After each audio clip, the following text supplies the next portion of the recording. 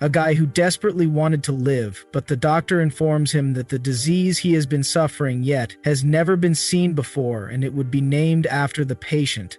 As he grabs the paper in his hand, lost in thoughts, the doctor apologizes and informs him that he has at most 6 months to live. Devastated, he walks on the road, brushing past one person after another as people look at him. The man is devastated, thinking about what to do, as he has worked tirelessly like a worker ant and finally managed to settle down, but now he is going to die. While he's thinking this, a car starts honking, and a person pushes him, telling him to move as it's dangerous. As he falls to his knees on the other side of the road, sweat pours from him as he thinks, it's so unfair. On the day he won the best lottery jackpot, he yelled out loud that he wanted to live, as he doesn't want to die. As he yelled those words, tears fell from his eyes. He tells himself he will be happy with anything less, so he begs someone help him as he doesn't want to die. With that, the scene shifts to a skeleton monster killing. It is the man, as he states that he didn't want to stay alive in that state. As he crushes, he remembers how he had been reincarnated as a skeleton. Then he curses that body. The monsters charge toward him from behind, and he looked back. He pulls out his sword and slashes them in one go. Then, suddenly, he notices another large goblin monster approaching him. He dodged it, and the MC realized that, finally, he was there! He yells at the goblin to die, slashes it, and takes its head. The MC smiled and relaxed as, that was the last one, and it's all done, meaning the subduing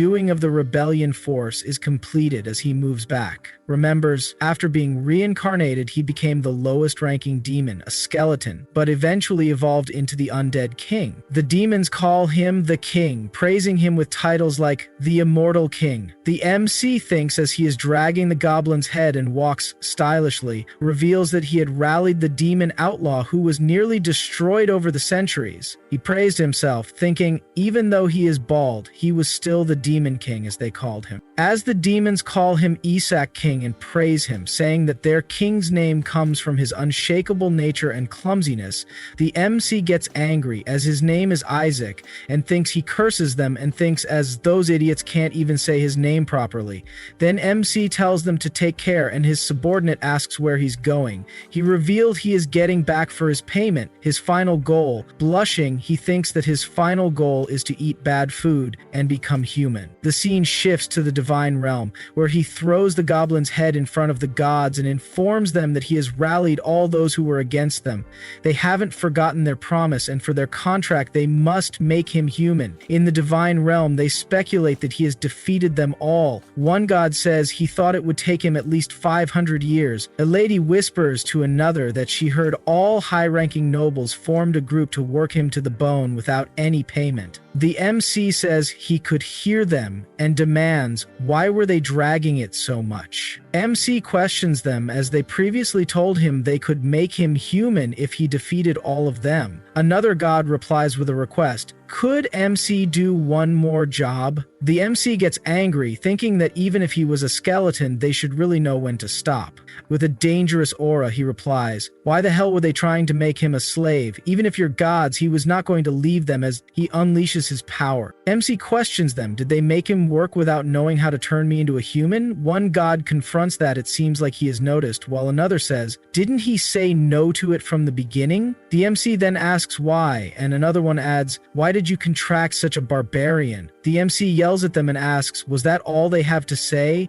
Mikko then reveals that as being summoned through the forbidden techniques, he is out of the bounds of the natural law, making him the unperishable, which make him unable to die from the old age, as he isn't dead, not alive, he is undead. He has the abilities to put the divine realm in danger. With the dark red aura, MC questions if they can't done him into a human, then the gods ask him to give them more time, requesting that he take on a few more tasks. The MC replies furiously, as payment for not keeping your promise, he would be kill them all. All the gods curse MC. The MC uses his power and yells that they will all become skeletons as he unleashes his magic. The MC starts laughing, then suddenly his magic disappears and he's puzzled. One god replies that it's useless, saying the name of the one written there cannot be moved. His name was written on a bug, and they reveal that it banished disaster, a high-class divine technique used to seal disasters like him. The gods committed that. How dare a demon do such a thing? As MC should be grateful he could become the extension of our feet and hands. Now he would live as a bug. The MC replies, why didn't he get a pine caterpillar then? The god replies, calling him a foolish demon who is still obsessed with the hair. As the bugs start glowing, the gods what surprised by it and query about it. The MC calls them idiots and says, if he was going to do it, he should have quickly done it without getting caught. The MC uses his self-destruction and states that he would rather kill himself than turn into a bug. The gods try to stop him, and the MC curses them all. As an explosion appears in the divine realm, all the gods say that he was a crazy bastard, as MC killed himself, calling him insane. One god says that the ritual was properly activated. Another one agrees, saying that since the ritual was properly executed, the Demon King's soul should be sealed, and it's fine. Since the Demon King is gone, they should be able to get their powers back. Another agrees, saying that every time a demon disappears, they gain power. Then someone reminds them it is too early to relax. They don't know when another disaster would strike, so they need to create a perfect vessel of a saint in the human world who can kill all the demons. The god inquires about the Supreme, asking the Supreme God if he must have used a lot of power. The Supreme responds that there is no need to worry and commands who chooses a soul to put in the saint's body. Then he picks up the bug and says that the cocky skeleton Demon King would be forever trapped inside a bug, and he would make him come to his senses with an evil smile. The scene shifts as the MC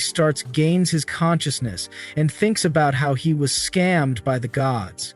He realizes he was stupid, considering he was a skeleton without a brain. He opens his eyes, the light flooding in, thinking that he has become a bug. He suddenly notices his hand and inquires how he can have a hand if he has become a bug. He questions himself about the soft skin and warmth. Then he realizes that he has become human. The MC thinks about why those gods detest him more than anything. He realizes that the seal must have gone wrong, as his thoughts are interpreted by the maid, who calls him the saint and says he must have been sleeping well. She asks him why he woke up and is beside her. The servant says it would be great if he slept more. The MC thinks, who were those people? And questions himself, did he really become human? Then the servant states there is no helping it. The maid adds that it makes them feel bad. The servant further adds that they need to do their job and asks for forgiveness from the MC, calling him the saint. In the servant's hand is a child's bottle filled with something suspicious. The servant says he needs to fall back asleep and forever rest in peace. The MC, shocked at seeing it, says in childish language, he just died, yet they want him to die again? The servant, with an evil smile, apologizes and calls the MC the Holy One. He confronts Rai that he needs to put him to sleep forever and tries to put the tip of the bottle inside the MC's mouth. The MC refuses by looking away and closing his mouth. The servant is devastated and confused, and both the maid and the servant are baffled. The servant asks why the MC isn't eating, and the MC pretends to sleep, thinking, are they serious, as he's finally become human. As the servant is seated in the seat, he finally becomes human. There's no way he could eat something so suspicious. He then wonders, how did he become a human in the first place? The maid calls the MC and sweetly implores him to drink and eat like a baby so he can sleep forever. She corrects herself, saying she meant to sleep soundly, and calls MC Sir Isaac. The MC looks toward them and thinks, did she just call him Isaac? He remembers that his demons used to call him Isaac. The proper pronunciation of his real name was Isaac, but when they used the spell Banish Disaster to seal him away, they must have written it as Isaac. The MC understands the reason now, and says that it must be why he wasn't sealed away and why he was anchored into a different body with the same name. His skeletal aura resembles that of a skeleton king. MC thinks about those fools who thought they won but failed to seal him away. Suddenly, the servant puts the bottle inside his mouth and forces him to drink. The servant yells for the maid to help her and asks, why is the baby so strong?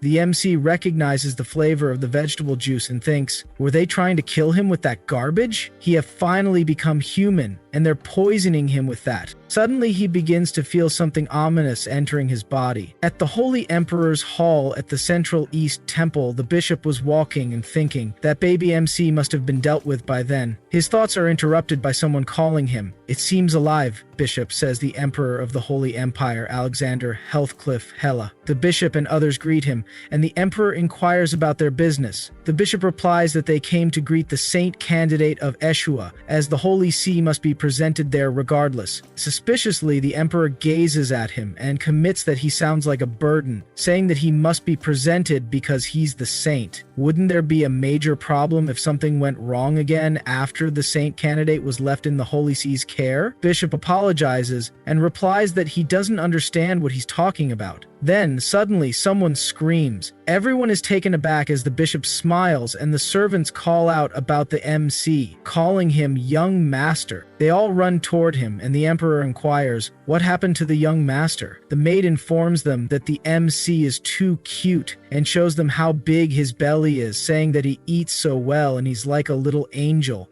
The bishop is taken aback, thinking that it's impossible. How could he survive after drinking that much? That wasn't even vegetable juice. A few moments ago, as the MC was feeling something entering his body, he realized it was the holy poison. It is a devastating poison that destroys the holy power of a member of the clergy. It doesn't have any immediate effects, but because it's a poison, it becomes deadly if too much accumulates in the body. However, he could absorb all by converting the poison into Demon King, as it is something that can be converted into mana, and as the former Demon King, it was perfect. Giving something made from mana to a demon is ideal. As his inner demon skeleton appears, the MC enjoys the moment, thinking it was amazing he would drink plenty of that magic baby food. As it's over, MC starts crying out for more as the servant, confused, asks, is he trying to eat more? The servant replies he would be happy to give him more. After all, it's just poison,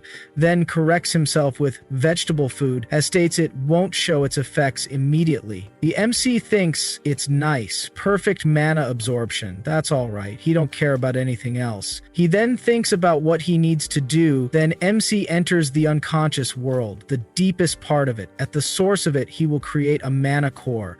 He believes that place is safe, so he focuses and gathers his power in his hands, thinking that to put the mana he absorbed into the core, he needs more mana to be able to use magic later. Suddenly, things start to get out of hand. The MC thinks, could it be a mana explosion? He questions himself, why is it white? Then he realizes the color isn't the problem. He wonders how that much power could be present inside a small core that isn't even fully formed. He smiles, thinking it's beyond his expectations. He steps forward, thinking just how many blessings were screamed into that young body. If he grows that well, he might become a stronger monster than I imagined. As he grabs it, a window pops out showcasing Isaac survive and MC presses it, and then he reflects on his past. The desperate desire deep within his soul to survive no matter what. He wanted to survive, and in the end, he became the genius of the Skeleton King. He was able to create special origin buffs and skills which Isaac inherited. As the MC lays down, sleeping, the servant and the maid wonder if he's dead. The servant says, is MC dead? The maid replies they should check. Suddenly the MC raises his finger. The servant cries and saying that he's not dead, and he says it in a childlike manner. The MC then starts crying, asking for one more bottle and even stronger.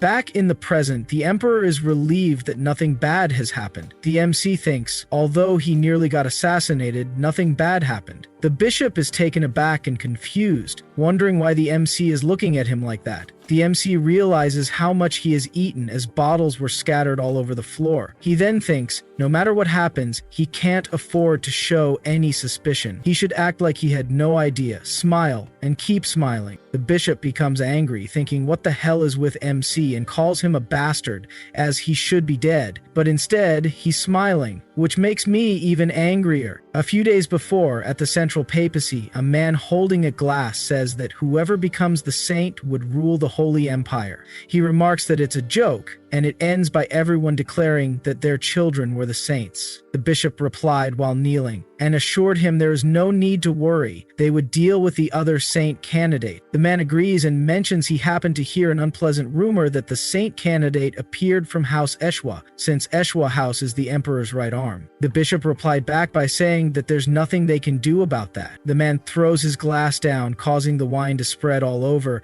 and then commands the bishop that he should be dead before arriving there. He further adds that he just needs to verify the corpse, and as he gets closer to the bishop, he says with an evil aura that saints can only come from the house of Berit. Back to the present, the bishop thinks about how he told him that baby would be dead. He sweats, wondering why the MC is still alive. The emperor comments on how interesting the MC is, noting his shiny platinum blonde hair, then states that it is the same color as their holy emperor's founder. The MC realizes that the person standing in front of him is the emperor, and the emperor then remarks that MC seem more closer to the god than the current pope, as expected from the final saint candidate. The MC is shocked upon hearing that, realizing that the body he is in is the saint candidate. The bishop realizes the emperor is starting to favor the child and cannot let that happen. Then the bishop requests the emperor to inspect the child. The emperor confronts him, asking why and what's the matter with MC. The bishop reasons that something is wrong. There's no way a baby could finish that much vegetable juice. The emperor asks, what's wrong with the saint candidate drinking the food of clergy? The MC wonders how he, the demon king, could be the saint candidate. The bishop insists on allowing him to inspect the child. The emperor replies that once someone from House of Eshu arrives, he can proceed. Suddenly, the MC opens his mouth and dark mana pours out. The MC realizes that it is demonic energy he couldn't digest. The bishop notices and says that he just sensed demonic energy from the baby and smiles at how strange it is. MC realizes that he was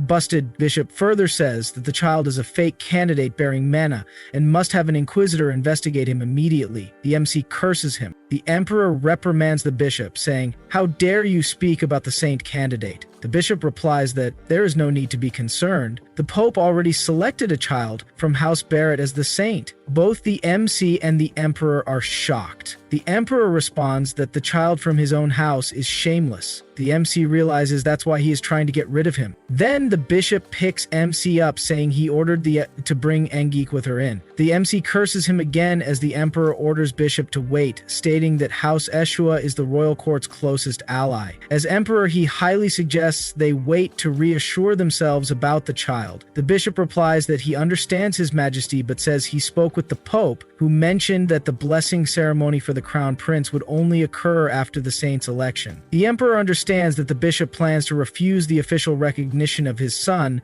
unless he agrees with their saint's choice. The emperor asks if that is the Holy See's intention. The MC curses him as well. The MC honestly doesn't want to remain as the saint candidate, but it's too risky if his true identity was revealed. The bishop suggests they investigate the child right now using their holy exorcism. The emperor finally agrees. The bishop adds that if the baby is truly human, he will not be harmed, but if he is a demon, he will be executed. Then, suddenly, the bishop is hit by glowing light. It's the MC, who strikes him with the baby milk bottle. The bishop's teeth are knocked out, and the MC smiles at him, saying in a baby voice, curses the bishop. The MC planned to act like a child. The bishop was shocked, thinking, how could something as simple as a bottle hurt so much? The emperor says it must be the holy light and that the baby is truly the saint. The bishop looks into the MC's sparkling red, innocent eyes and thinks he did indeed sense some holy power. But then, the MC uses his mana and strikes the bishop with the bottle again, repeatedly. In a baby voice, the MC says, "What's he going to do about that?" and curses. The bishop understands that it's definitely the mana as he's being beaten. The emperor smiled, excited, and all his subordinates were smiling and enjoying the bishop beating. The MC thinks he'll make the bottle tougher with strengthening magic and give the bishop one last hit while pretending to be an innocent boy, as the bishops get on their knees. Others say the holy bishop must be admiring the MC's holy power. The MC notes and inquires about what's going on, realizing that every time he uses his mana,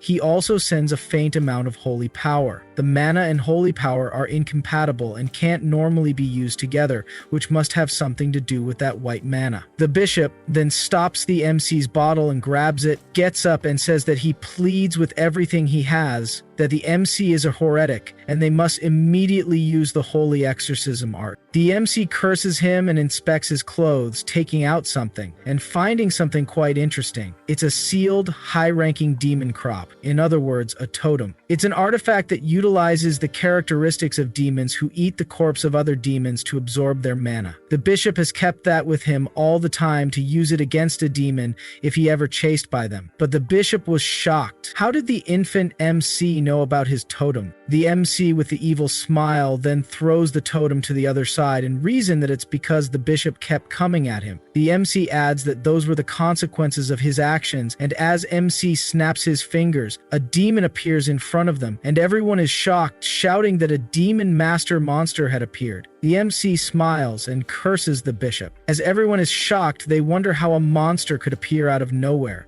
The emperor calls the bishop, asking what on earth he was thinking before doing that. How could he let a demon loose in the temple? Has he lost his mind?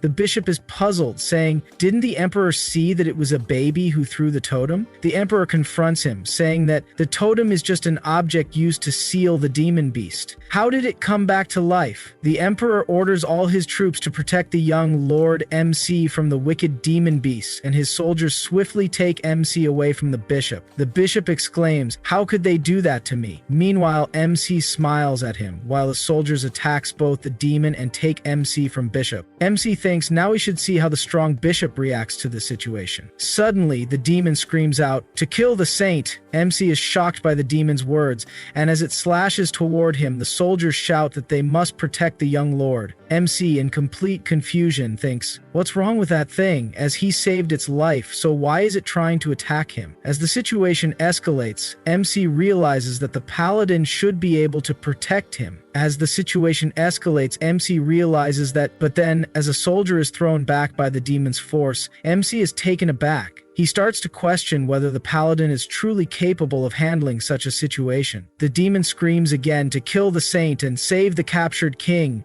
As the soldier holds MC tightly, MC thinks that he should have subjected the demon at first. "No one should have noticed me using my magic in a situation like this," he rationalizes. The demon is about to reach MC, and he curses under his breath, thinking, "Why is everyone trying to kill him?" As demon was about to reach MC's face, MC glares at the monster with his skeleton king aura, calls the monster the foolish demon kind. The demon then recognizes the skeleton king, and its aggression starts to waver. It's taken aback as the holy magic surrounding MC begins to intensify. The demon, realizing the threat, starts running away in fear. The people around begin to gossip, saying, "That definitely was holy magic." One person exclaims, "The young Lord Isaac threw out the great demon at such a young age." Another person adds, "As expected from MC." MC, still puzzled, asks himself, "Is that really holy power? How could it make the demon run away? Could it be that the demon ran out of mana?" He thinks it might be related to his strange body, which seems to convert his mana into holy power. He grows frustrated, thinking,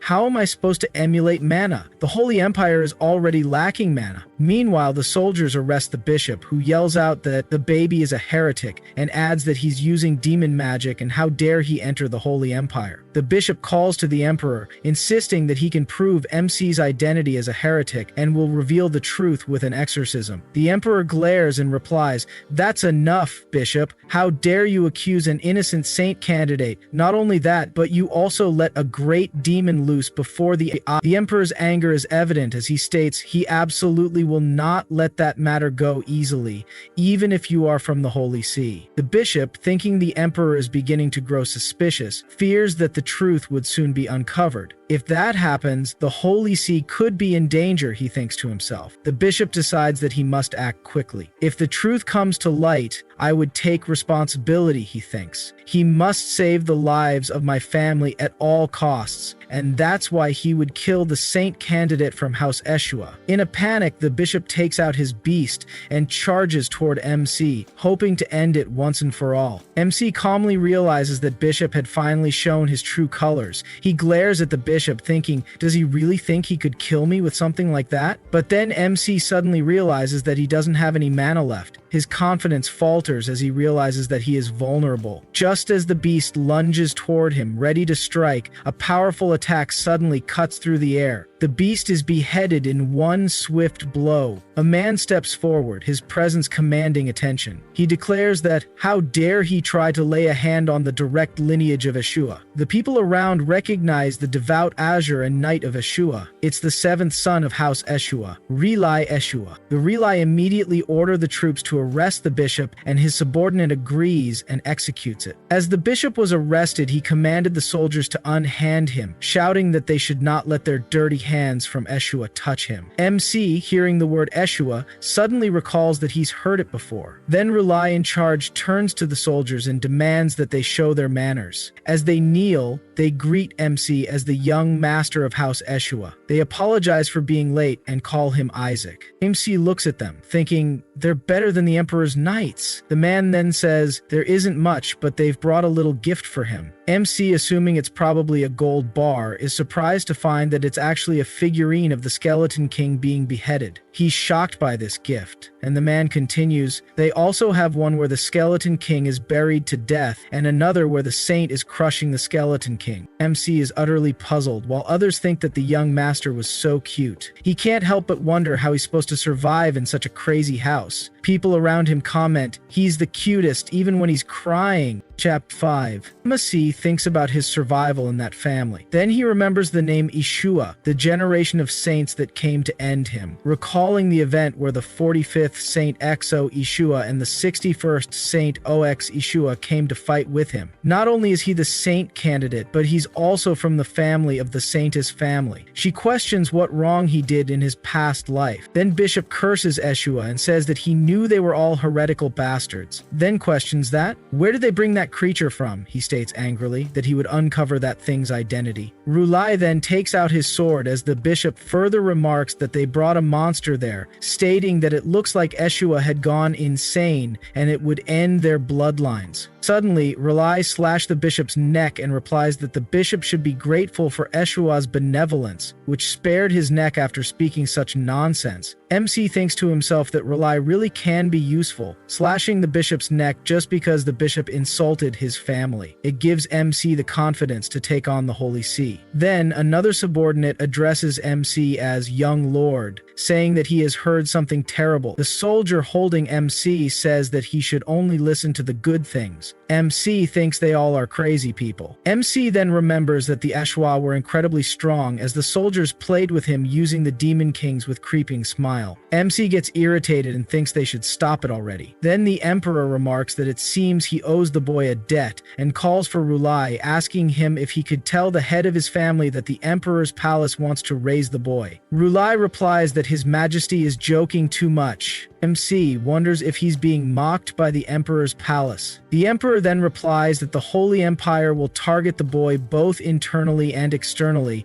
and he is aware that Eshwa is powerful, but questions whether the blue faith of the present had what it takes to protect that child. MC listens attentively to their conversation. The Emperor further adds that the Pope especially would disapprove of the boy. The color of his hair is symbolic of the ancestors of the Holy Empire. Furthermore, it seems the Skeleton King was after him. MC thinks that why would he come after himself? Then Relai apologizes to the Emperor, referring to him as His Majesty, and says that MC is a child of the Eshwa bloodline and must be raised by Eshwa Relai, then takes MC into his arms and remarks that whether it's Pope or the Skeleton King, Eshwa could deal with them. If they were able to meet the Skeleton King again, the previous Saintess Melissa would be happy. The Emperor replies that he supposes she would be. Relai states, how could they leave the direct descendant of Saintess Melissa to the imperial palace? MC, upon hearing the name Melissa, recognizes her name and remembers that he fought right before he went to the divine realm. He is reminded that she was the crazy one who was the toughest to deal with, and pondering about why then he was the saint candidate born in the Saintess family. On top of that, he's Melissa's direct descendant. As he questioned himself, why was his life like that? Saintness. The gods who lost to the Demon King every time wanted to win so badly that they would create a final weapon with all their efforts, a magical mace sent by the gods to split evil. the lion of the battlefield that wields holy light, the greatest light of the Holy Empire and the highest-ranking knight. Due to the overwhelming power of the saints, people believed the Skeleton King had seen his final days. But the Skeleton King was merciless, yet he never killed a saint. MC reveals that he never killed a saintess, as it won't be any good for him, as when the saintess dies and the holy power returns to the gods, they would just send an upgraded new version of the saintess. But the last saintess, Melissa, was toughest and strongest, and now Melissa is his ancestor. Realize states that the saintess lives only for the destruction of the Skeleton King. MC is worried upon hearing this and further adds that Eshua produces those saintess and carries out the will of the gods. They are the proud family Eshua that has the ability to protect that child. His subordinates further interrupt and agree that Relai is right, and that numerous saintess have been martyred by the Skeleton King. MC thinks, no, he didn't kill a single one, and the subordinate further says that the Skeleton King once banished a saint to the labyrinth because he thought she wasn't good enough to fight. MC replies, thinking, he just let her go? How is it his fault she was bad with directions? The subordinate then says that 5 of them died from stress diseases. MC says, what the hell is that? They should have gone to the hospital. Relai teaches MC that it's okay, child. He has heard the story, and it doesn't matter to them if he was cursed. MC replies, I'm not okay with that, and then takes him in his hands, saying that they are thankful that he was born, and they only wish for one thing from him. Just don't grow up to be like the terrible Skeleton King. MC thinks his parents, which don't know that their hope and dream were crashed. The Emperor further reiterates his suggestion by that it's been 150 years since the Skeleton King was sealed away. MC realizes how long it has been and that Melissa should have been dead a long time ago. The Emperor further adds that the demon has become more powerful in the meantime. The saint is a great asset to the whole Holy Empire to increase their power, so the boy is important to the Imperial Palace as well. Furthermore, there is no saintess in Eshwa currently. It has been a year since the saintess gave birth to the boy and disappeared with the father. MC is shocked upon hearing that his mother was the saintess. Relai says that may be true, but the matriarch still lives, and Eshua could protect the child. MC then thinks, okay, he get all the surprises out of the way, but now he couldn't be more surprised than finding out that my own mother was a saintess. Then he hears, and his ears are suddenly shocked by the news as the Emperor remarks that, wasn't Melissa currently out to destroy the Skeleton King's subordinates? Relai then replied that she would return soon. The matriarch would be exciting for her grandchild as well. MC thinks, it's been 200 years, why is she still alive? Doesn't she feel bad? The Emperor states that it will take a lot of time before she returns, and the boy seems a little weird. Would he be okay? Relai replies, he would be fans. MC panics, thinking, if Melissa finds out, he would be smited on the spot. Other people might be okay, but Melissa is just too dangerous. So, in order to survive, he grabs the Emperor's hands and in childish language says, please take him with himself. The Emperor, with a bright smile, addresses him as young lord and remarks to Relai, didn't he saw that MC wants to go to the Emperor's palace as well? Relai replies that the child is just being clingy, and the Emperor extends one hand, trying to take him. He states that the Emperor's palace can provide a lot for the young lord. Eshua might be experienced in producing saintess, but they have no experience in raising a saint boy. Relai replies that the child would become a Melissa Knight, who will vanish evil, and Eshua is the family that produces the greatest Melissa Knights. He tries again to take MC back, and Relai states that he is the first ever saint, so the Emperor's palace has no experience with that either. As they both argue, grabbing MC's hands and trying to take him, his subordinates try to calm down and say that the young lord will be ripped in half. MC, in a pressured situation, thinks he wants to go to the Emperor's palace, as MC assumes that light reacted with the origin of survival. That light has been coming from the Emperor from the start, and he can't miss this opportunity. The Emperor remarks on a wise choice. MC thinks, that's it. Then the scene shifts where the bishop is on his knees begging for mercy, stating that he's innocent, informing them that MC used mana and it is definitely a part of the demons. The people standing there reply that the holy power is from the gods themselves. Was he saying that God has given holy power to lowly demons? The bishop says that he was sure it's mana and wonders how he could confuse mana with holy power. The person standing says that the Holy See calls that kind of talk and he takes out his head. The man replies, "Blasphemy." His subordinates then suggest that they would form an assassination squad again. The man replies, "Though there is no need for that, as the emperor wants to take the baby. They would have plenty of opportunities in the emperor's palace. They should wait for them there." As the scene shifts where MC lies down, thinking, had someone talking about him, the man says MC would not survive that time. As the scene unfolds, MC is sitting in the carriage when he suddenly hears an odd noise. He starts cleaning his ear, wondering if someone is talking about him, as now he is going to Joshua. The scene shifts back in the past where the emperor was holding MC, seeing the bright light emitting Quintins his eyes, wondering what that light is and why it's so blinding.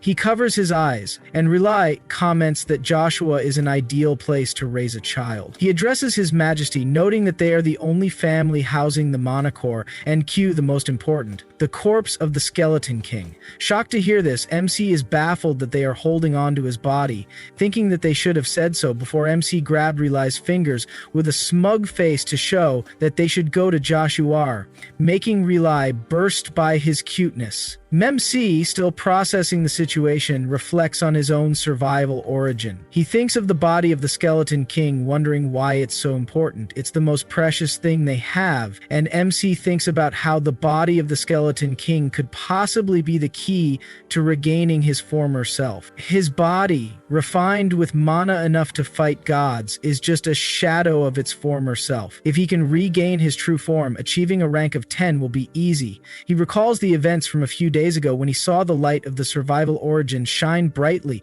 It was a sign that following his uncle to Joshua could greatly benefit him. In the carriage, one of the subordinates questions why the forces of the Holy Pope are still troubling the young master, MC. He wonders aloud, why is it such a big deal? His uncle reveals that it's because the gods have prophesied that the saint will be taken in as the son of the gods. MC, shocked by the news, tries to process what this could mean for him. His uncle goes on to explain that MC could be the next pope. The pope, rank 10, is one of the most powerful clerics, stronger than even the Holy Emperor. House Berit, having produced popes for generations, is desperate to secure this position for MC.